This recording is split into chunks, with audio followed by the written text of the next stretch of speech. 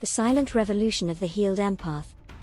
Every child enters this world as an empathic being. Before identity, before strategy, before defense, there is sensitivity. An open nervous system. A natural attunement to others. A child does not learn empathy, empathy is the starting state. What happens next is not fate, it is environment. When the womb, the family field, or early childhood lacks emotional safety, through absence, inconsistency, rejection, or conditional love, the empathic child faces a dilemma it cannot consciously articulate, but must resolve in order to survive. And so, a split occurs. Not between good and bad people. Not between strong and weak. But between two survival adaptations of the same empathic origin. The first path, the wounded empath. One half of empathic children responds to emotional abandonment, rejection, or disappointment with a quiet but powerful decision: I will remain loving, no matter what. These children use pain as motivation to stay open, kind, and attuned. They do not abandon love, they double down on it. But there is a cost. Without emotional protection, this child learns to take responsibility for others' emotions, feel guilty for needs they never had fulfilled, overfunction to maintain connection, shrink, adapt, and self-silence to preserve harmony. This is often reinforced through double parentification, becoming the emotional caretaker of parents, siblings, or the entire family system. The implicit message becomes, if others are unhappy, it must be my fault. Thus, the wounded empath is born. Still love-driven. Still remembering their origin. Still longing to experience and express unconditional love. But now carrying guilt as identity, not as emotion. The second path, the controller archetype.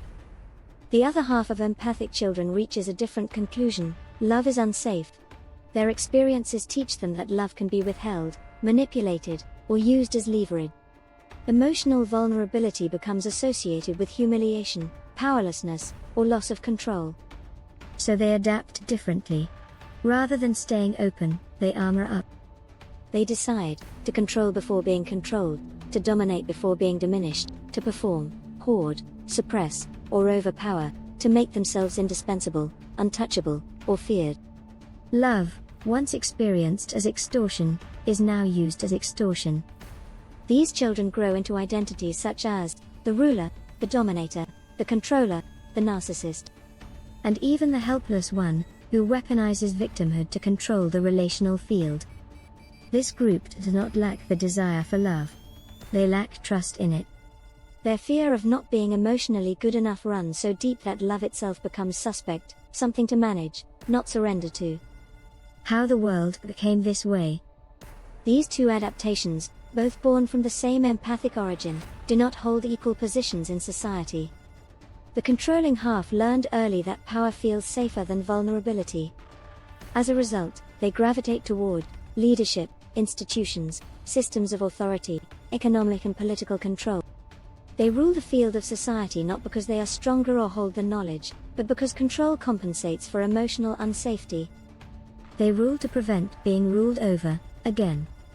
Meanwhile, the wounded empath is conditioned, starting in childhood, to stay small, stay quiet, stay agreeable, stay invisible. Thus, the paradox of our world: those who mistrust love govern it. Those who embody love are taught to hide it. One half holds the volume dial of noise, dominance, and disruption. The other half holds the wisdom, discernment, and emotional intelligence, but remains silent. Why no violent revolution will ever work? The controllers are not fueled by opposition. They are fueled by emotional arousal. Fear. Anger. Reactivity. Compliance. Collapse. As long as the wounded empath reacts, shrinks, fights, pleases, or freezes, the controlling system is fed. This is not a moral statement. It is a nervous system truth. The controller needs the empath's emotional charge to feel powerful. Take that away, and the system starves. Who becomes prey, and why?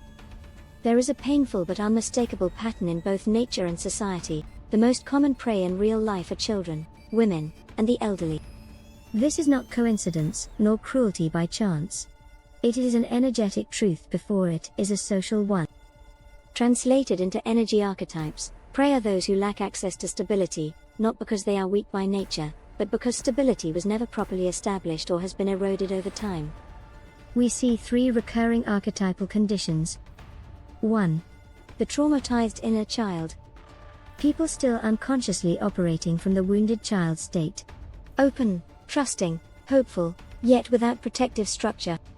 Their empathy remains intact, but their boundaries never had a chance to form. This makes them highly sensitive to power dynamics and easily overrun by dominant energies, governmental equals parental. 2. The safety seeker without stability. Often mirrored in the feminine archetype, not as gender, but as energy. These are people who try to remain safe through appeasement, connection, flexibility, or emotional attunement, without first anchoring inner stability. Safety is sought externally because it was never built internally. This creates relational dependency and vulnerability to control used as codependency. 3. The worn down and weakened. Those who have been battered by repetition, emotionally, mentally, physically. After years of disappointment, loss, or suppression, their nervous systems are exhausted. Their defenses are thin. Their life force is low. Not because they are incapable, but because resilience has been drained faster than it could be restored, depression used for suppression. These 3 conditions are not identities. They are states, and every one of them is exploitable by control-based systems. Why this matters to the revolution? The controlling archetype does not hunt strength. It hunts instability. It does not dominate healed power. It feeds on unprotected openness.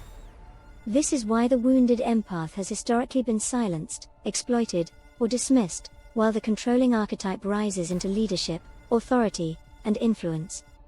And this is precisely why the revolution cannot be about becoming louder, harder, or more aggressive. The answer is not to abandon empathy. The answer is to complete it. The only revolution that works. The revolution that matters is not external. It is the evolution of the wounded empath into the healed empath. The healed empath does not submit, attack, explain, justify, overgive. They stabilize. They regulate. They reclaim emotional sovereignty. They lead their own internal energy by acting and stop reacting to external control. And in doing so, they remove the only fuel the controlling archetype requires, emotional availability for manipulation.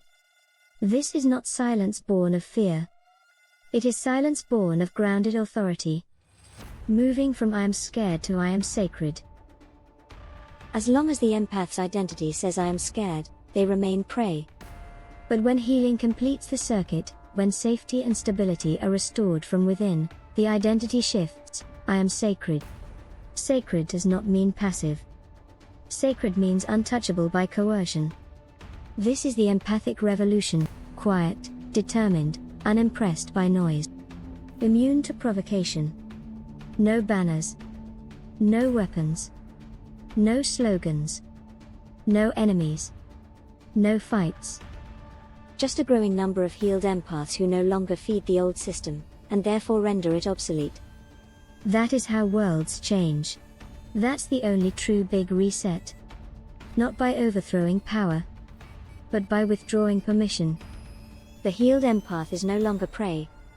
When the empath restores stability before safety, everything changes. The inner child is no longer running the system. Openness is protected by grounded boundaries. Sensitivity is paired with sovereignty. Compassion no longer leaks into self-betrayal. At that point, the empath exits the prey field entirely. Not by hiding. Not by fighting. But by becoming unavailable to manipulation. This is when the identity finally shifts, not as affirmation, but as lived reality. I repeat, and feel free to repeat after me. I am no longer scared. I am sacred. And a sacred being is not hunted, because there is nothing left to take. This is not just an illusion. Stop the desperate prey of the prey. Start the precious inner revolution. That's the only solution.